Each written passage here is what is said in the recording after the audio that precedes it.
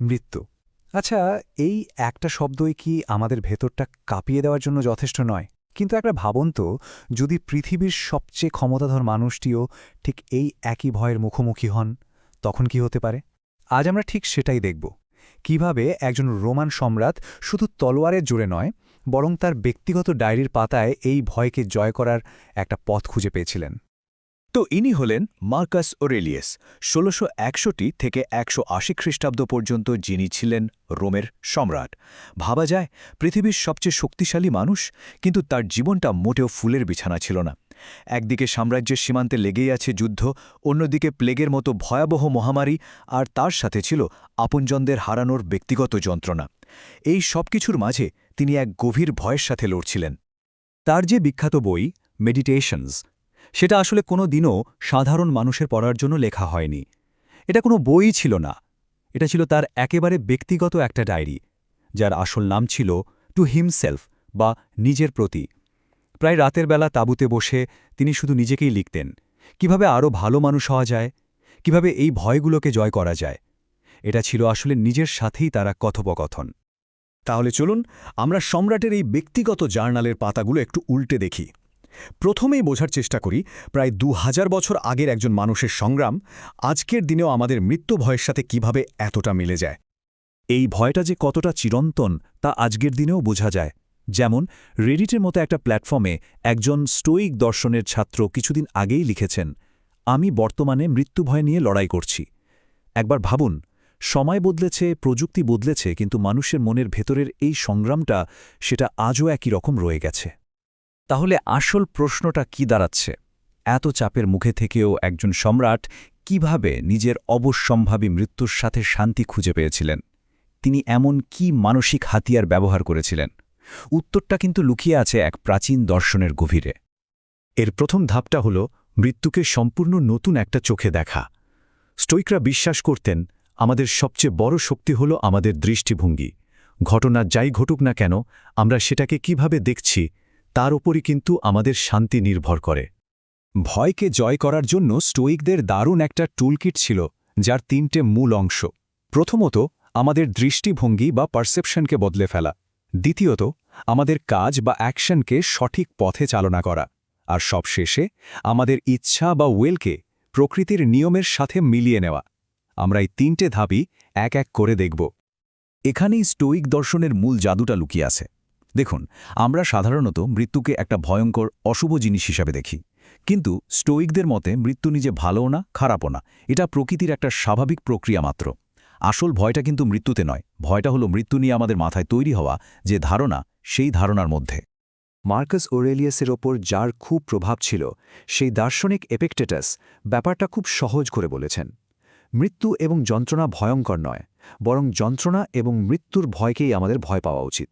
মানে মূল সমস্যাটা বাইরের কোনো ঘটনা নয়, সমস্যাটা হলো সেটা নিয়ে আমাদের ভেতরের প্রতিক্রিয়া।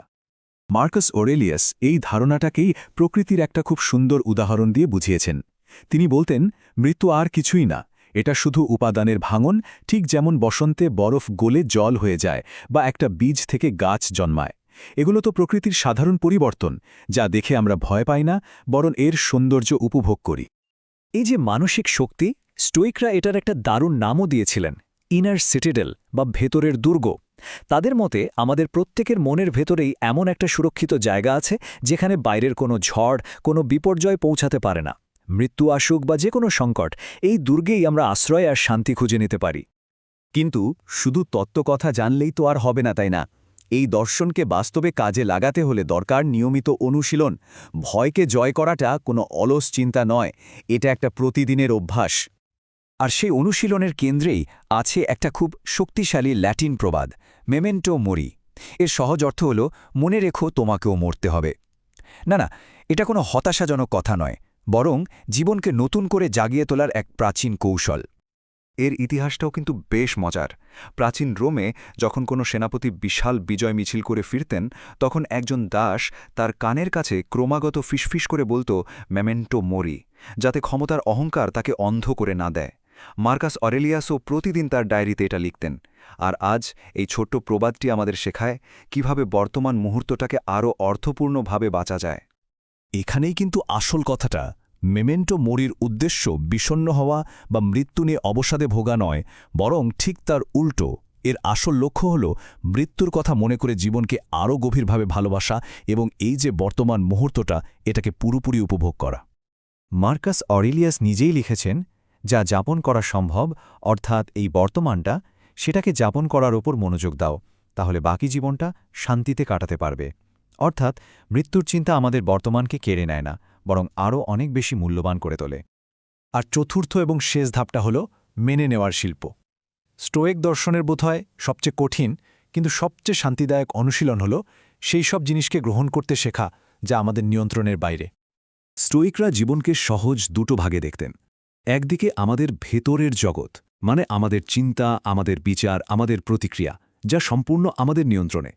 আর অন্যদিকে বাইরের জগৎ, যেমন আমাদের স্বাস্থ্য, সম্পদ, অন্যের মতামত, আর সবচেয়ে গুরুত্বপূর্ণভাবে আমাদের মৃত্যু, যা আমাদের নিয়ন্ত্রণের বাইরে। এই সহজ পার্থক্যটা বুঝতে পারার মধ্যে কিন্তু আসল মানসিক শান্তিটা লুকিয়ে আছে। স্টোইকরা একে বলতেন দি আর্ট অফ অ্যাকুয়েসেন্স, বা প্রকৃতির সাথে একাত্ম হওয়ার শিল্প। ব্যাপারটা অনেকটা নদীর স্রোতের বিরুদ্ধে সাঁতার না কেটে নিজেকে শান্তভাবে স্রোতের হাতে সঁপে দেওয়ার মতো। মহাবিশ্বের নিয়মের সাথে যুদ্ধ না করে তার অংশ হয়ে যাওয়াই হল আসল শান্তি। আরেকজন বিখ্যাত স্টোইক দার্শনিক সেনেকা একটা প্রদীপের খুব সুন্দর উপমা দিয়েছিলেন। তিনি বলেন, আমরা নশ্বর মানুষেরাও জ্বলি এবং নিভে যাই। মাঝখানে থাকে কিছু ভোগান্তির সময়, কিন্তু দুই দিকেই রয়েছে গভীর শান্তি। একবার ভেবে দেখুন, জন্মের আগে যেমন শান্তি ছিল, মৃত্যুর পরেও ঠিক তেমনই শান্তি।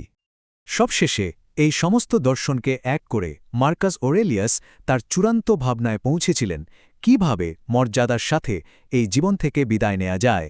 আর এটাই হয়তো পুরো আলোচনার সবচেয়ে গুরুত্বপূর্ণ শিক্ষা। এই দার্শনিক সম্রাটের কাছে জীবনটা ছিল একটা পারফরম্যান্স বা অভিনয়ের মতো, যার শেষটা আগে থেকেই ঠিক করা আছে। তার মতে নাটকের দৈর্ঘ্য তো অভিনেতা ঠিক করে না, সেটা ঠিক করে পরিচালক। আমাদের জীবনের দৈর্ঘ্য ঠিক তেমনি প্রকৃতি দ্বারা নির্ধারিত।